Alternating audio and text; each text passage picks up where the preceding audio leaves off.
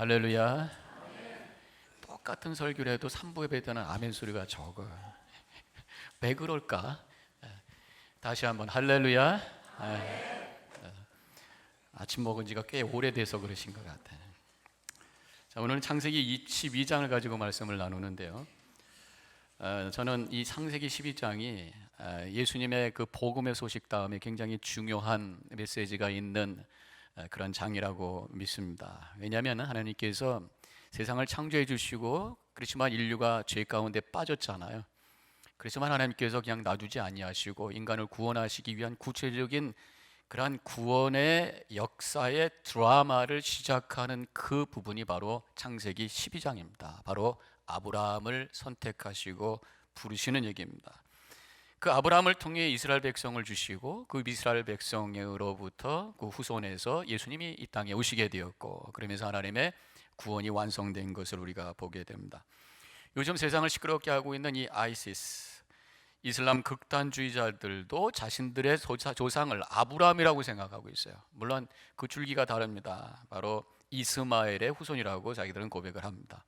그래서 이 꾸란에 보면은 아브라함과 이스마엘이 함께 살았는데, 성경에는 가나안 땅이라고 그러는데 거기서는 아라비아 메카에 살았다고 그럽니다. 함께 카바 신전을 재건축하고 벽에 검은 돌을 박았고, 메카로 연례적인 순례 전통과 마귀에게 돌을 던지는 행사들은, 이런 것들을 시작한 사람이 아브라함이다.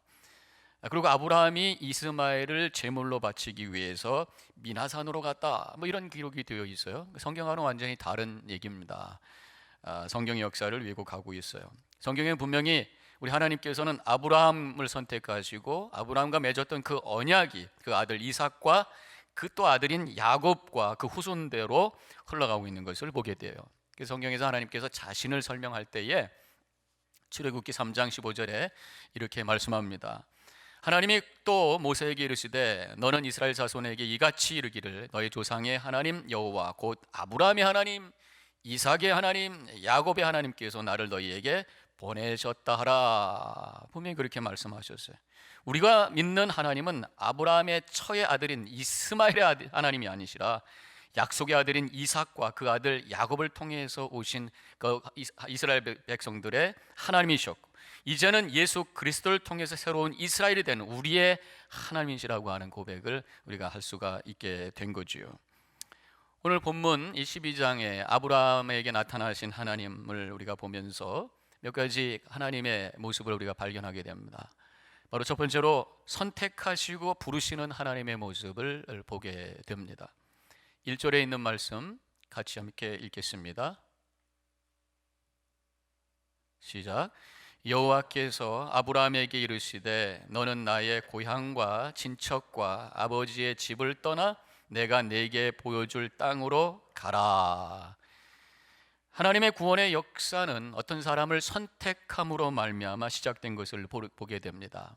근데 우리가 질문이 생겨요. 왜 하필이면 아브라함이냐? 아브라함이 무슨 특별한 자격이 있더냐? 사실 그것도 아니죠.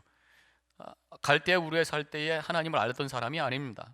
그저 하나님의 말씀을 듣고 따라는 왔지만 나중에 보면은 그 약속을 받았지만 믿음이 흔들흔들하는 사람입니다. 그래서 창세기 15장에 보니까 하나님께서 말씀을 통해서 시청각 교육으로 또 언약 의식을 통해서 믿도록 도와주십니다. 안쓰러울 정도로 계속해서 아브라함이 믿도록 도와주시는 하나님의 그 애씀을 우리가 보게 되죠. 그래서 결국 믿게 되었고, 하나님께서 그 믿음을 가지고 의롭다고 인정해 주셨다는 말씀이 15장에 나오는데, 다시 16장에 보니까 시간이 한 10년 정도 흘렀어요. 민족을 주신다고 약속해 주셨는데 아무리 일어나지가 않으니까 아이가 없으니까 부인의 몸종인 하갈을 첩으로 받아서 아들을 낳게 되는데, 바로 그 아들이 이스마엘이 된 거죠. 결국 그것이 치명적인 실수입니다. 인내하지 못하고 하나님의 약속을 자기 멋대로 적용을 하다 보니까 이스마엘을 낳게 되고, 그 후손을 통해서 요즘 세상이 어려워진 거죠. 유대인과 갈등하는 사람들이 되었고, 극단적인 사람들이 나오면서 극단적인 모슬렘들을 통해서 여러 가지 테러가 생기는 그런 현상들을 우리가 보게 되는 것입니다. 아무튼 이렇게 부족했던 아브라함임에도 불구하고 하나님께서 그를 선택하시고 부르신 다음에 믿음을 주시고 믿음을 성장시켜 가시는 것을 보게 됩니다. 그래서 나중에 그 믿음이 그 아들인 이삭을 바치라는 명령에 순종할 수 있는 믿음의 소유자가 되는 것을 보게 돼요. 저는 아브라함이 이삭을 바치는 그 모습을 통해서 하나님께서 자신의 아들을 제물로 바치시는 이 복음의 사건을 이미 예표해 주신 것이 아니라, 이 아브라함의 그 믿음을 통해서 바로 예수 그리스도께서 이 땅에 오셔서 제물이 되실 것을 보여주는 그런 위대한 신앙의 소유자로 하나님께서 아브라함을 세워 주셨다고 하는 것입니다. 하나님께서 믿음이 있어서 부르시지 아니하시고 선택하시고 부르시고 그 다음에 믿음을 갖게 하시는 하나님. 우리도 마찬가지예요. 여러분들이 우리 신앙생활 시작할 때 언제 믿음이 있어서 믿음 가운데 결단하고 시작이 되셨어요? 여러 가지 방법으로 교회에 오시게 되었고, 저 같은 경우는 부모님들에 의해서 태어난 거죠. 그러다 보니까 예수 믿는 자가 되었고, 그렇지만 하나님께서 여러 가지 방법으로 믿음을 성장시켜 주신 것을 보게 됩니다. 그러면서 제가 또 목사가 된 것도 내가 뭐가 잘나서 목사가 된 아닙니다. 부족한데도 하나님께서 불러주시고 목사가 되게 하신 다음에 또 여러 가지 방법으로 저희 믿음을 세워주시며 성숙하게 하시는 것을 보게 돼요. 말씀으로, 신앙의 체험으로, 때로는 고난으로, 때로는 실패로, 이런 걸 통해서 하나님께서 우리의 믿음을 세워가시는 것을 보게 됩니다.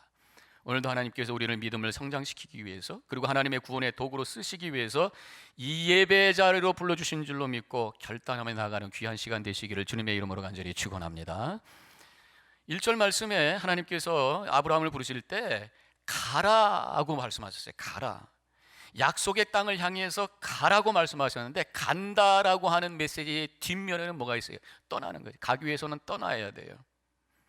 아브라함을 부르실 때 믿음이 그렇게 성숙한 사람은 아니었지만 그래도 그가 귀한 모습은 뭐냐? 그 자리를 떠났어. 갈대아 우르를 떠났어. 그리고 지시한 곳으로 가셨다라고 하는 것입니다. 고향과 친척과 아비 집을 떠나라고 했을 때, 떠났을 때 약속을 받게 되었고 믿음을 갖게 되었고 믿음의 조상으로 쓰임받는 삶을 살게 되었다고 하는 것입니다. 그래서 여기서 우리가 깨닫는 게 뭐냐? 우리의 믿음의 여정이 시작되기 위해서는, 하나님과 함께하는 믿음의 여행이 시작되기 위해서는 떠나야 돼. 떠나지 않고 어떻게 여행이 됩니까? 여행 가고 싶다, 그럼 떠나야죠. 여행이 떠나는 거잖아요. 하나님과의 믿음의 여정은 떠나야 돼. 그러면 우리가 떠나야 될 그 고향과 친척과 아버지의 집이 무엇이냐? 저는 그것이 편안한 것이라고 생각합니다. 편안한 것에서 떠나야 돼. 믿음의 여정의 삶을 살기 위해서는 편하려고 하는 생각으로부터 일어나야 된다는 거예요. 편하기 위해서는 내 몸과 땅이 만나는 면적을 크게 하면 되는 거예요. 서 있는 것보다 뭐가 더 편합니까? 의자 앉는 거. 그거보다 더 편한 게 뭡니까? 눕는 거. 뒹굴뒹굴. 이게 점점 편해지는 거예요. 결국 게으름입니다. 편안하게 살려고 하면 거기서 아무런 의미 있고 거룩한 일이 일어날 수가 없어요. 우리가 편안하려고 사는 거 아닙니다. 편안하려고 믿음 생활하는 거 아닙니다. 편안함이 아니라 평안을 위해서 믿음 생활하는 줄로 믿습니다. 편안함은 게으름의 모습이에요. 그러나 평안은 믿음과 가치를 향해 초점을 가지고 중심을 향해 흔들림이 없이 걸어가는 위대한 모습입니다. 편안함은 그저 푹신한 소파에 배를 쑥 내놓고 앉아있는 모습이라고 한다면, 평안함은 오히려 IT에 가서 가난한 아이들의 손을 잡고 걸어가는 그 거룩한 모습 속에 평안함이 있는 거예요.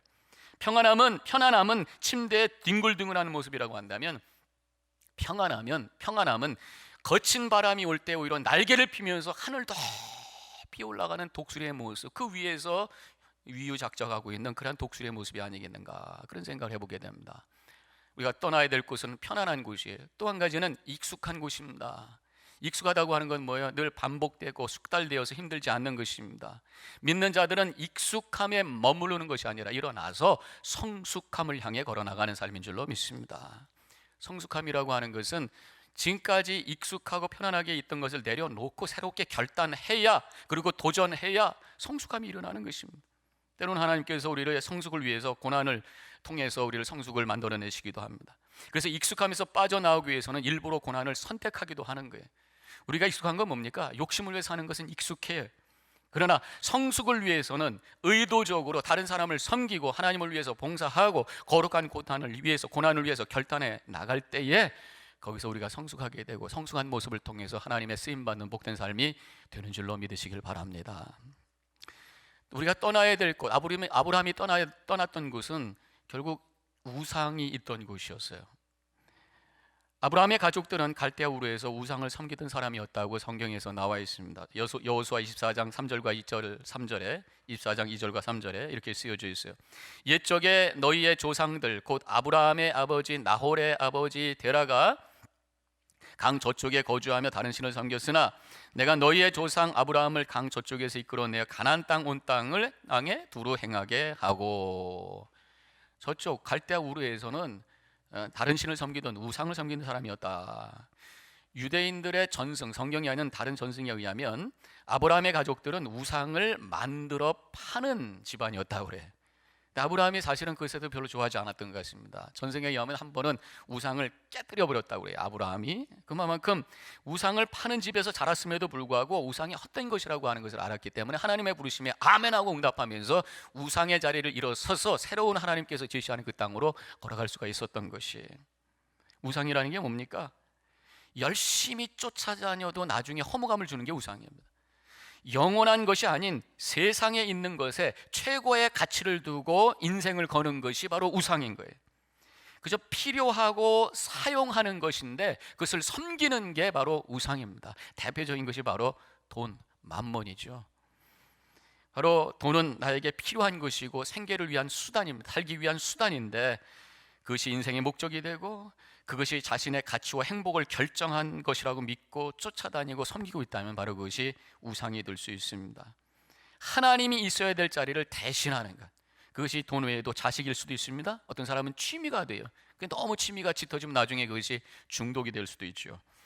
2016년이 시작이 되었습니다. 새로운 신앙의 여정이 시작되고 있는 이때에 하나님께서 부족하지만 우리를 선택하고 부르셨음을 믿고 이제 편안함과 익숙함과 욕심의 자리에서 일어나서 하나님의 뜻을 향해 움직여 나가는 거룩한 한 해가 되시기를 주님의 이름으로 간절히 축원합니다. 두 번째로 오늘 본문에서 나타나신 하나님의 모습은 약속하시는 하나님이시다라는 것입니다. 2절에 있는 말씀을 같이 함께 읽겠습니다. 내가 너로 큰 민족을 이루고 내게 복을 주어 내 이름을 창대하게 하리니 너는 복이 될지니라. 이 2절에서는 민족을 이루게 하시고 복의 근원이 되게 하셨다. 또 다른 구절에 보면 땅까지. 그래서 아브라함에게 주신 약속은 세 가지예요. 민족과 땅과 복의 근원이 되겠다고 하는 약속입니다.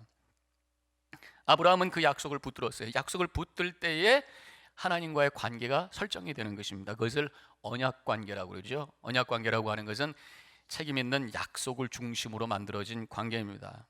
하나님께서 우리에게도 약속을 주셨어요. 그 약속은 뭡니까? 바로 복음입니다. 예수 그리스도를 믿을 때에 주님께서 나의 죄를 사해 주시고 이제 나에게 영생을 주시고 하나님의 자녀가 되게 하시고 천국을 주신다고 하는 그 약속을 붙들고 믿고 나갈 때 이제 우리가 주님과 함께 연결이 되는 것이죠. 그래서 하나님을 향해 아버지라 부르게 되고 하나님을 향해 목자라고 부르게 되고 하나님을 나의 통치자로 고백하며 주님을 섬기는 그런 삶을 살게 되는 것, 이것이 언약 관계라고 합니다. 하나님께서는 이 아브라함의 약속을 주셨어요. 근데 한 번 주시고 그 다음에 침묵한 분이 아니라 계속 그것을 반복하는 것을 보게 됩니다. 그 아들 때에도 반복하고 계세요. 하나님께서 우리에게 복음의 약속을 주시고 계속 반복하면서 이 메시지를 통해서, 설교를 통해서, 예배를 통해서, 말씀을 통해서 계속해서 말씀하시면서 우리를 하여금 믿도록 도와주시는 하나님이시잖아요. 더 나아가서 하나님께서는 하나님과 우리의 관계, 그 언약 관계를 확인시켜 주시는 표시를 해주시기도 합니다. 창세기 15장에 가보면 하나님께서 아브라함과 언약을 맺는 언약식을 하셔요. 어떻게 하셨는가 하면 짐승을 잡아다가 반을 쪼갭니다. 그리고 넣고 나중에 그 사이에 이 연기와 불로 하나님의 임재를 보여줍니다. 화로와 타는 햇불을 지나게 하시면서 하나님께서 이제 그 약속을 확증해 주시는 어떤 의식을 통해서 언약의 증표를 허락해 주셨어요. 그러다가 창세기 17장에 오늘 우리가 사실은 읽어야 되는 그 기쁨의 언덕의 진도입니다만은 창세기 11장에서 하나님께서 아브라함에게 이제 네가 언약의 증표를 보이라. 하나님께서 당신이 언약의 증표를 보여주신 다음에 이제 네가 보여라. 그러면서 뭐를 부탁했는가? 할례를 부탁했어요. 할례를 명하셨어요. 할례라고 하는 것은 모든 남자들이 행하는 일이죠. 이 할례를 통해서 하나님과의 언약의 표시로 하나님께 보여드리도록 하셨습니다. 즉 하나님께서는 우리에게 믿도록 말씀을 주시고 복음을 주시고 믿음을 주시면서 동시에 하나님과 우리의 관계, 언약의 관계를 우리에게 표시하라고, 그리고 그것을 보이라고 말씀하셨어요. 그것이 이제 우리에게는 뭐냐? 바로 세례입니다. 세례. 우리에게 있어서 영적인 할례라고 하는 것은 바로 세례. 세례를 통해서 내가 하나님을 믿습니다라고 하는 것을 하나님께 보여드리는, 증표를 보여드리는 것이에요. 그런데 바울은 이 할례를 마음의 할례다 그렇게 표현합니다. 몸의 할례는 이제 더 이상 필요 없지만 우리 믿는 사람들이 필요한 것은 마음의 할례다. 할례라고 하는 것은 아픔이 따라오게 되어 있습니다. 고통이 동반되는 것이. 그래서 마음의 할례라고 하는 것은 내 죄를 아파하며 하나님 앞에 회개하는 그 회개가 있는 세례, 회개가 있는 믿음, 이것이 바로 마음의 할례인 거예요. 요즘 시대에 이 죄와 회개라는 얘기를 하면은 뭐 옛날 얘기하는 것처럼 별로도 사람들이 듣기를 원하지 않습니다. 하나님에 대해서 너무 좋으신 하나님, 은혜에 대한 하나님만 강조하다 보니까 죄와 회개라고 하는 얘기를 듣는 게 부담이 되는 거예요. 그러나 분명한 것은 우리 하나님은 죄에 대해서 진노하신 하나님이신, 그 거룩하신 하나님이시고 죄의 삭식 사망이라는 것을 말씀하신 공의의 하나님, 하나님에 대한 두려움이 있어야 되는데 우리는 하나님에 대한 두려움이 없으니까 죄와 회개가 별로 중요하지 않은 세상이 되어버리고 만 거예요. 근데 분명한 것은 성경에서 하나님을 두려워하는 말씀이 너무 많이 나, 하나님을 경외하라는 말씀이 너무 많이 나. 제가 그래서 한번 찾아봐서 인터넷을 통해 가지고 하나님을 경외하라는 말씀이 도대체 몇 구절이 나오나? 100구절이 나와요. 구약에 그만큼 하나님께서 하나님을 경외하라고, 공의 하나님을 바라보라고, 율법을 주시고 우리가 죄가 무엇인지 알고 죄 결과가 무엇인지 아는 하나님을 향해서 우리가 무릎을 꿇으라 하고 그렇게 분명히 말씀하고 계십니다. 율법을 주신 하나님, 율법을 통해서 우리가 하나님의 진노 아래 있다고 하는 것을 알게 하시고 율법을 통해서 우리의 운명이 영원한 사망이라고 하는 것을 확인시켜 주셔요. 그리고 나서 우리에게 신약을 주셔서 예수 그리스도의 복음의 소식을 허락해 주신 것입니다. 우리가 율법이 필요하다면 구약을 주실 필요가 없겠지요. 그러나 분명히 하나님께서 신약만 주신 것이 아니라 613개의 조항이 있는 구약을 주셔서 죄를 깨닫게 하시고 동시에 그 죄를 용서해 주시는 십자가의 은혜를 깨닫게 해 주시는 것이 주님의 뜻이라고 하는 것입니다. 그렇다면 우리가 해야 될 것이 뭐냐? 먼저 죄를 인정하고 회개하고 그리고 십자가를 바라보며 주님께서 나에게 용서의 은혜를 허락해 주시는 것을 가슴으로 깨달으며 감사로 고백하는 것이 우리가 결단하고 고백해야 될 믿음의 내용인 줄로 믿습니다. 그렇기 때문에 우리 믿는 사람들은 율법을 주신 하나님을 향해서 우리가 죄에 대해서 민감해야 돼요. 거룩한 삶을 향해서 최선을 다해야 돼요. 물론 그럼에도 불구하고 우리는 도덕적인 한계가 있다고 하는 것을 인정하면서 십자가 앞에 무릎을 꿇는 거죠. 그래서 우리가 진정한 믿음이라고 하는 것은 회개가 동반돼야 그것이 진정한 믿음이라고 믿습니다. 근데 다 우리 회개를 했다고 그럽니다. 근데 회개를 하지만 정말 가슴 속에서 내 마음의 할례를 받는 것 같이 아파하며 통회하며 회개하는 그 회개가 우리가 얼마나 있는가 생각해 보게 됩니다. 예수를 믿는다고 하면서도 회개가 없는 크리스천들이 많아요. 그래서 예수 믿는다고 하는 것이 바르게 사는 것, 의롭게 사는 것에만 초점을 두다 보면 그것이 또 하나의 바리새인의 모습이 될 수가 있다고 하는 것입니다. 진정한 크리스천이라고 하는 것은 내가 얼마나 옳게 또 의롭게 사는가 생각하기 전에 먼저 내가 진정으로 십자가 앞에서 가슴에 통회를 하며 회개했던가라고 하는 것을 먼저 생각해야 되는 것이에요. 회개가 없다면 진정한 크리스천이라고 할 수 없습니다. 회개할 때에 성령께서 우리 안에 임해 주셔서 성령의 도우심으로 말미암아 우리가 거룩한 삶으로 회복되는 역사가 일어나게 되는 줄로 믿으시기 바랍니다. 내 스스로가 의롭게 되는 거 아니에요. 내가 스스로가 거룩하게 되는 게 아닙니다. 그렇게 되다 보면 자기 의에 십자가 앞에 철저하게 회개하고 엎드려졌을 때에 성령께서 역사하셔서 나를 도우셔서 나를 거룩하게 회복되는 은혜, 그렇기 때문에 우리는 은혜 없이는 살 수 없다고 하는 고백, 그렇기 때문에 우리는 늘 주님 앞에 나올 때마다 은혜를 고백하며 감사하지 않을 수가 없다고 하는 것입니다. 질문 한번 해볼게요. 지금까지 여러분들의 신앙의 여정 속에서 진정으로 눈물로 통회하면서 가슴을 치면서 회개했던 적이 있으세요? 마음의 할례를 받는 것처럼 죄가 아파서 눈물로 회개기도 해보신 적이 있으시냐 그런 얘기죠. 없다면 둘 중에 하나입니다. 진정으로 예수님을 믿는가 질문해 볼 필요가 있고요. 또 한 가지는 예수 믿지만 너무 교만한 것이 아닌가 생각해 볼 수가 있습니다. 성경 속의 인물 중에 다윗 왕이 위대한 인물입니다. 그를 메시아의 하나의 표상으로 유대인들을 생각하죠. 그러나 그가 물론 위대한 일도 했어요. 그러나 그가 진정으로 위대했던 것은 그는 깊이 회개할 수 있는 사람이었기 때문입니다. 바세바 즉 우리아의 아내를 범합니다. 그리고 그 남편 우리아를 죽게 합니다. 그러고서 뽀젓이 살고 있었어요. 양심의 가책이 없으시 그냥 당연한 것으로 생각하고 있었습니다. 그런데 하나님께서 나단 선지자를 보내서 그의 죄를 지적했을 때 그가 죄를 깨닫게 되고 즉각 하나님 앞에 무릎을 꿇고 통회를 합니다. 그러면서 지었던 시가 바로 시편 51편이죠. 거기에 2절과 3절에 이렇게 고백하고 있습니다. 나의 죄악을 말갛게 씻기시며 나의 죄를 깨끗이 지하소서. 물은 나는 내 죄가를 아오니 내 죄가 항상 내 앞에 있나이다. 전체 그 시편이 하나님을 향해 눈물을 뚝뚝 흘리며 통회하는 그 다윗의 깊은 심정을 담고 있는 것을 보게 되죠. 하나님께서 우리에게 약속의 메시지 복음을 주셨습니다. 이제 하나님께서는 우리가 그 복음을 확실히 믿고 하나님의 언약의 삶을 살기를 원하시. 그래서 오늘 이 예배를 통해서 하나님께서 우리에게 마음의 할례를 받기를 원하시는 줄로 믿습니다. 내가 죄인인 것을 인정하고 회개함으로 하나님의 용서의 복음을 감격으로 받아 하나님께 영광 돌리는 믿음의 삶을 살아가시기를 주님의 이름으로 간절히 축원합니다. 마지막으로 오늘 말씀을 통해서 우리가 봐야 될 것은 이렇게 부르시고 약속을 주시는 하나님을 향해서 아브라함이 어떻게 응답했느냐는 것입니다. 바로 제단을 쌓는 아브라함의 모습을 볼 수가 있어요. 7절에 있는 말씀 우리 다 같이 함께 읽겠습니다. 시작. 여호와께서 아브라함에게 나타나 이르시되 내가 이 땅을 내 자손에게 주리라 하신지라. 자기에게 나타나신 여호와께 그가 그곳에서 제단을 쌓고.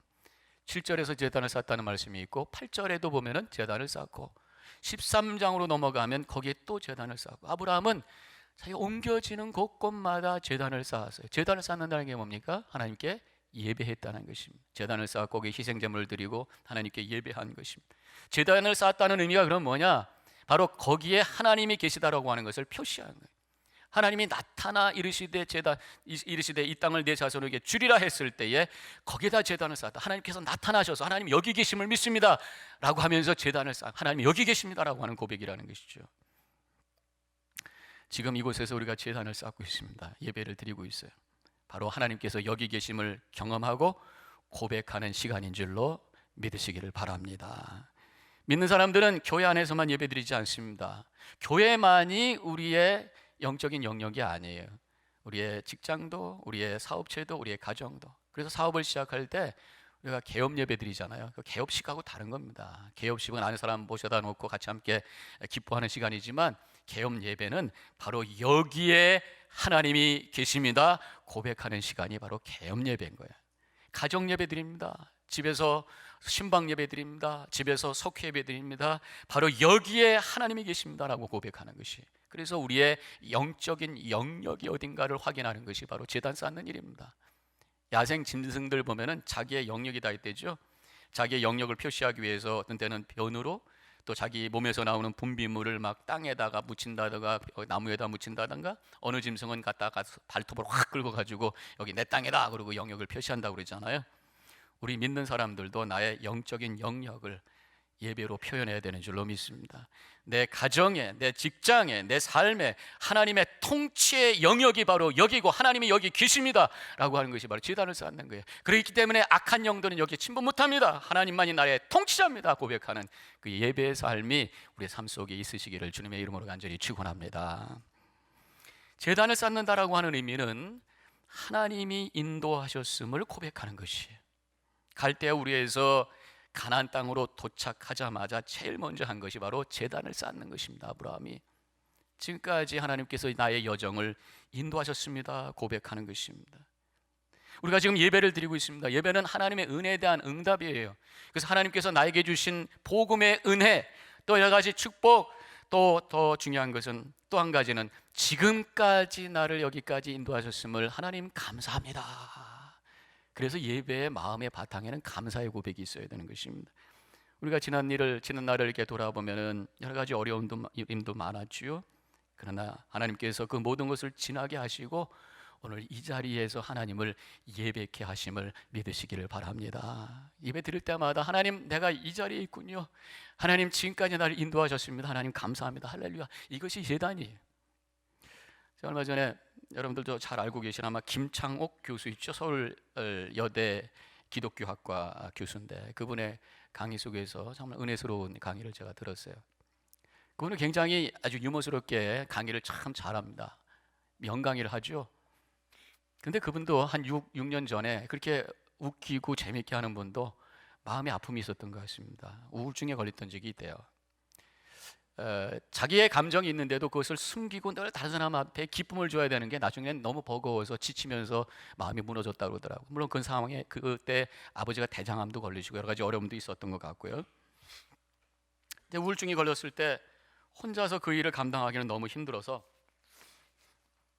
의사를 만날까 하다 보니까 너무 유명해져 가지고 가면은 아는 사람들이니까 오히려 자기 그런 게 다른 사람들에게 알려질까 봐 만날 수도 없고 어떡하나 막 씨름하고 있는데 한 번은 강의 요청이 왔는데 신부님들 모임에 와서 강의를 하라는 거예요.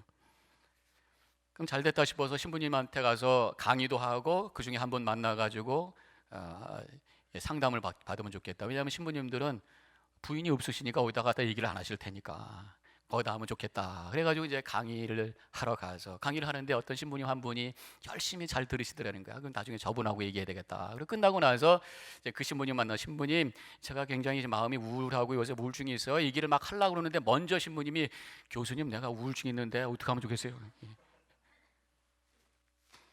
그래가지고 그분하고 얘기도 못하고 이렇게 좀 왔어요. 근데 얼마 있다가 전화가 왔더래요. 어느 수도원에 계신 수사 신부님이 연락이 돼서 김 교수님, 요새 내가 힘들다는 얘기 들었는데 와서 나하고 한번 대화 좀 합시다. 근데 이제 이분도 그 김창옥 교수님이 또 걱정이 되는 거야. 내 얘기를 또 얘기 알려주면 어떡할까 걱정하면서 얘기하니까 걱정하지 말라고. 나는 혼자니까 부인도 없고 나이가 90이 돼서 내가 아는 친구들 다 죽어서 아무도 없으니까 걱정하지 말라. 그래가지고 마음 놓고 가서 이제 그분하고 상담을 했다 그럽니다. 갔더니 그분이 제안을 한 것이 프랑스 마콩에 있는 수도원에 가서 조용히 침묵을 하다가 자신과 대화를 하다가 돌아오라, 그렇게 이제 얘기를 한 거예요. 그러니까 이 김 교수님이 나 프랑스 말도 못하는데 어떻게 프랑스 가라고 합니까? 프랑스 말 못하니까 가서 침묵하고 올 수 있으니까 가라. 그래서 큰맘 먹고 2주 휴가를 내고 갔다 그래요. 가니까 아침마다 조용히 산책하고 앉아서 묵상하면서 기도를 하든지 자신과의 대화를 하든지 그렇게 하라고 거기서 디렉션을 주더라는 것입니다. 하루 이틀 한 일주일쯤 지난다 조용히 포도밭을 바라보면서 앉아 있는데 갑자기 마음이 열리면서 어떤 음성이, 분명한 소리가 들리는 것 같다라는 거예요. 그 한마디에 마음이 녹았는데 그 말은 그래, 너 여기까지 참 잘 왔다. 그래, 너 그동안 힘들었지? 여기까지 잘 왔다. 그 말 한마디가 하나님께서 주시는 격려의 음성이었겠죠. 이분이 크리스찬이니까. 그 말 한마디가 그 마음을 높게 만들었고 다시 회복돼서 돌아와서 계속 하던 일을 할 수 있게 되었다고 간증을 하십니다. 저도 지난주에 기도원에 다녀왔어요. 위치센터지만 기도원에서 기도하고 있을 때에 이제 새벽에 기도하기 위해서 예배실에 갔습니다. 다행히 문이 열려 있었어요. 컴컴합니다. 혼자서 기도를 하고 있습니다. 한참 기도하는데 점점 환해지는 것을 느꼈어요. 그래서 눈을 뜨고 창가로 갔습니다. 바로 창가 맞은편에 창을 통해서 볼 수 있는 그런 곳에 아름다운 호수가 이렇게 쫙 있습니다. 갑자기 이 호수를 보고 있는데 맑은 그런 밝아지는 새벽 여명과 이 호수와 연결이 돼가지고 너무 아름다운데 갑자기 하나님의 임재가 체험되면서 가슴이 뜨거워지기 시작해요. 그때 김창옥 교수가 들었던 그 소리가 기억이 나면서 저에게도 하나님께서 같은 말씀을 주시는 것을 느꼈습니다.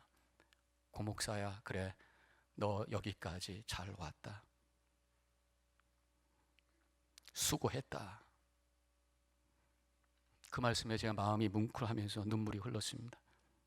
저는 그리고 고백했습니다. 하나님, 저 참 부족한데 저를 하나님께서 여기까지 인도해 주셨습니다. 부족한데 저를 지금까지 사용해 주셨음을 감사합니다. 하나님, 계속해서 나를 인도해 주시고 사용하여 주시옵소서. 바로 이것이 하나님을 향해 쌓는 제단인 줄로 믿습니다. 8절에서 계속해서 말씀하시기를 그가 그곳에서 여호와께 제단을 쌓고 여호와의 이름을 부르니라. 결국 제단은 하나님을 찾는 장소라고 하는 것입니다. 하나님의 은혜 없으면 내가 살 수 없는 존재라고 하는 것을 인정하면서 무릎 꿇고 주님 나와 함께하여 주옵소서, 주님을 찾는 곳이 바로 제단이라는 거예요. 지금까지 은혜를 감사하고 하나님을 찾고 하나님의 은혜를 구하는 그 제단을 통해서 하나님이 나를 성숙해 주시고 세워주셔서 하나님의 뜻을 이루는 복된 삶을 살아나가는 여러분들과 제가 되기를 주님의 이름으로 간절히 축원합니다. 기도하십시다.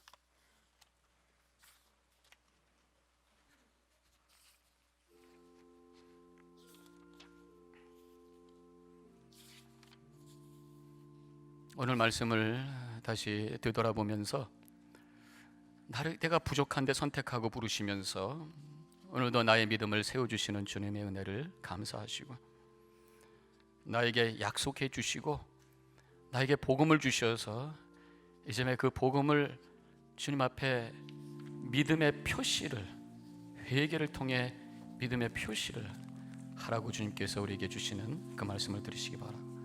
더 나아가 우리의 삶 속에 제단을 쌓으며 하나님의 은혜에 응답하며 주님을 찾는 그런 삶을 살기를 원하시는 주님의 뜻에 결단하시는 시간이 되시기 바랍니다. 잠깐 묵상하면서 결단의 기도를 드리겠습니다.